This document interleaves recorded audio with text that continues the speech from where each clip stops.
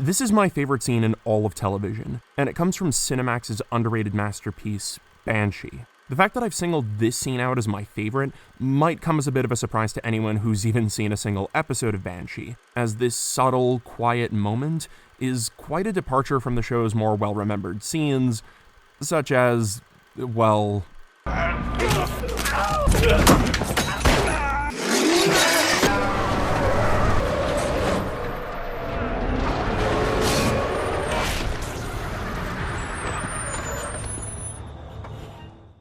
Getting people to watch Banshee can be difficult, like really difficult, be it because explaining the very premise of the show spoils its excellent first episode, or that the show really has no point of comparison, as the combined excellence of its character writing and high-octane action hasn't really been achieved by any other series before or since. That said, the thing I believe to be Banshee's best selling point is how it engages with the idea of trauma. More specifically, how trauma motivates people to do things that are at times destructive and other times redemptive.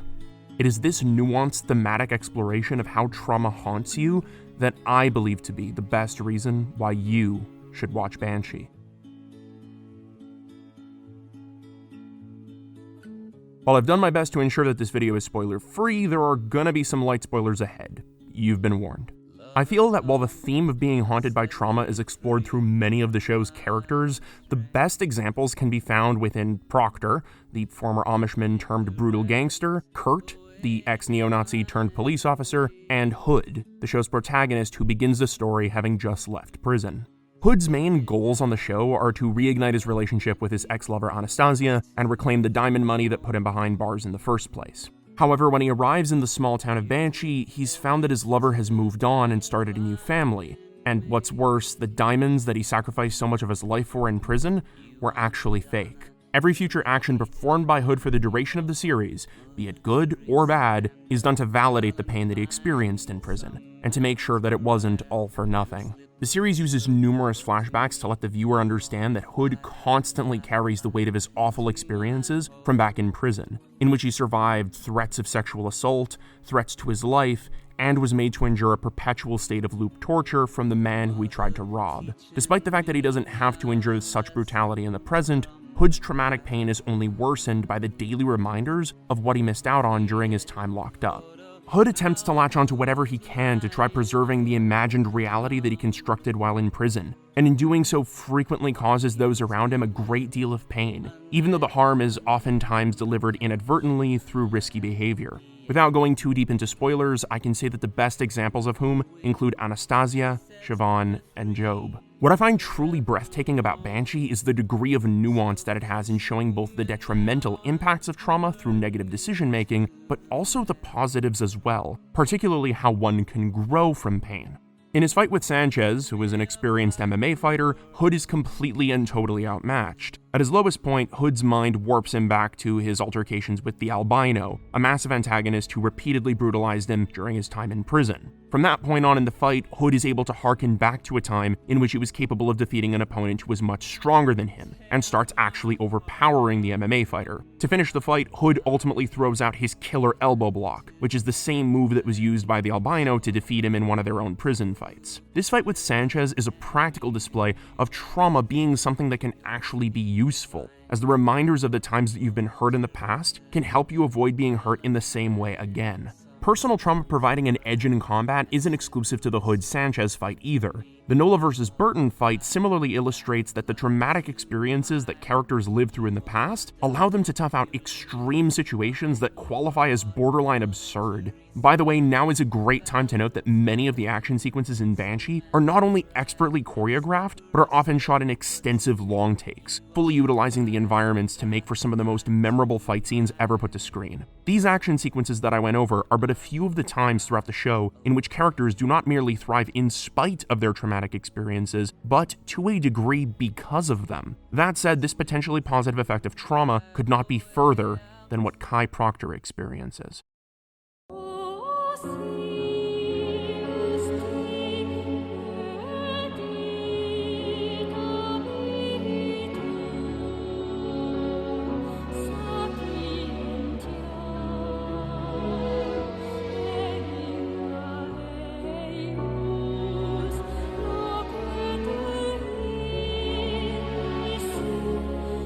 What makes Proctor such a presence on Banshee is not only the sheer force of will that he exerts through his conviction, but also the tragic circumstances from which those conditions stem. While he is best known for the brutal precision and certainty through which he manages his criminal empire, the show reveals that a larger part of his demeanor is the result of the trauma that he experienced while being a part of a very restrictive Amish sect. Unlike in Hood's case, the audience rarely ever gets to actually see what Proctor had to deal with when living in his Amish commune. What we do get to see, however, is what his niece Rebecca has to deal with, and how she is ostracized from the community for desiring to partake in certain elements of the developed world. Through her eyes, we get to see the cruelty of the community's most oppressive aspects, with its smoldering of curiosity and the shunning of those who disobey. That said, Proctor, like Rebecca, can't help but hold on to some parts of his Amish heritage. This is best illustrated through this shot that captures the clashing duality of Rebecca's more progressive identity versus her more Amish identity, with her undergarments symbolizing the former and her traditional Amish headwear reflective of the latter. This is what I meant when I say that Banshee is a really tough sell. This shot that beautifully encapsulates the internal struggle that one can have with an abusive aspect of their past comes from the same show in which a guy starts a fight with a tomahawk lodged in his shoulder. Yeah, see what I mean? While one might assume that leaving behind such an oppressive community is an easy choice, the show lets you understand that doing so isn't quite so simple, and presents the decision as providing many sentiments of abandonment, along with never really developing a unified self-identity. While we spend most of our time learning about the Amish community through Rebecca's perspective, we're still given a few direct indicators as to what events transpired that led to Proctor's eventual turn to darkness. We eventually learn that Proctor, similar to Rebecca, was shunned at a young age because he stood up to some thugs who were using the passivity of the Amish to their advantage. Unlike the other members of his community, though, Proctor sees that violence can be necessary at times. In the ultimate act of defiance, Proctor becomes a violent gangster, almost to spite the Amish heritage that shunned him for expressing violence when it was necessary to do so. Even Banshee's cinematography does a wonderful job presenting the duality of how Proctor and Rebecca see the Amish community, with its glowy pastoral splendor heavily juxtaposed by the moments of violent cruelty that occur behind the scenes, which the commune would rather ignore. But if you want the best example of how Banshee uses its visuals in particular to explore the inner workings of trauma, then you need look no further than into the character study of Kurt Bunker. I'm doing everything I can to change. And every once in a while, I manage to convince myself that I'm a better person. I'm not who you think I am. Oh, really? Right. Because you've changed. Yes. People don't change.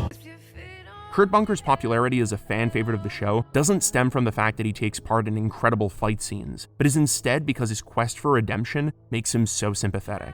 Haunted by his history of racism and his association with a neo-Nazi gang, Kurt attempts to redeem himself by becoming a police officer so that he can help rid the streets of the people with whom he formerly identified. The difficulty with Kurt's attempt at redemption is that the sins of his past manifest themselves in the physical world, both through the presence of the neo-Nazis who still inhabit the town of Banshee, as well as the hateful tattoos that are permanently inscribed upon his flesh for all to see. The tattoos in particular make it difficult for people to see him as anything more than a hateful thug. While Kurt often conducts himself in his signature formal and demure tone, most people are rightfully disgusted at his appearance and treat him like a leper. This negative treatment from others constantly reminds him of the traumatic experiences pertaining to the mistakes that he made in his past. While one might not typically associate neo-Nazi behavior as being potentially traumatic, imagine waking up one morning and realizing that when you were younger, you were actually part of a neo-Nazi group that beat and tortured people because of the color of their skin. Imagine the pain of that realization, the sheer incongruity of self between the self that you identify as currently versus your monstrous former self, who at this point feels like a stranger to you. A key thing that Kurt's presence lends to the show is a critique of how our distrustful society has sort of forgotten the value of forgiveness, which can make the act of repentance all the more difficult for those who've done wrong. On the show, it is the individuals who are capable of looking past Kurt's frightening image who ultimately give him the chance to grow into a role that lets him reconcile his past by doing some good for the world. While Hood has flashbacks to his time in prison and Proctor has his relationship with Rebecca, Kurt is reminded of his traumatic past not only every time someone looks at him, but every time he looks at himself. What is exemplary about Banshee is that it explores multiple nuanced facets of how trauma affects decision-making. with Kurt's trauma motivating him to do good for the world, Proctor's trauma rotting him from the inside, and Hood's trauma doing some combination of the two. This brings me back to our clip from the start of the video. Watch what happens when we play that scene, but this time with a little bit of editing to clarify what's really happening. Every time I think I know the way forward, something just kicks me back in my ass, you know? It's like, fuck, I don't know. Like you're still inside. People like you and me, we don't need bars. We build our own selves.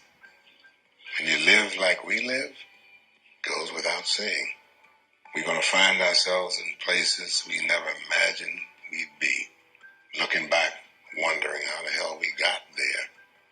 And why the hell it seems you can't leave. And there's something broken in us. Something that we don't have that other people do. That lets them settle down, find peace, and dream of a better life. People like you and me, we can't afford those dreams. Why not? Because of what we have done. There are ghosts that just won't let us be.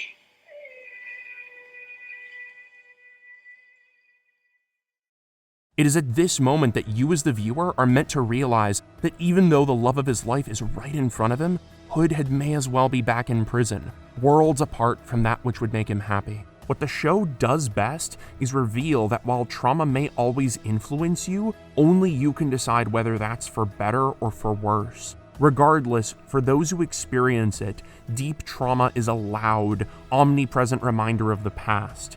A ghost that never relents and never allows you to forget. Through these characters, I was reminded that trauma haunts the mind not with the subtle moan of a wisp, but with the piercing wail of a banshee.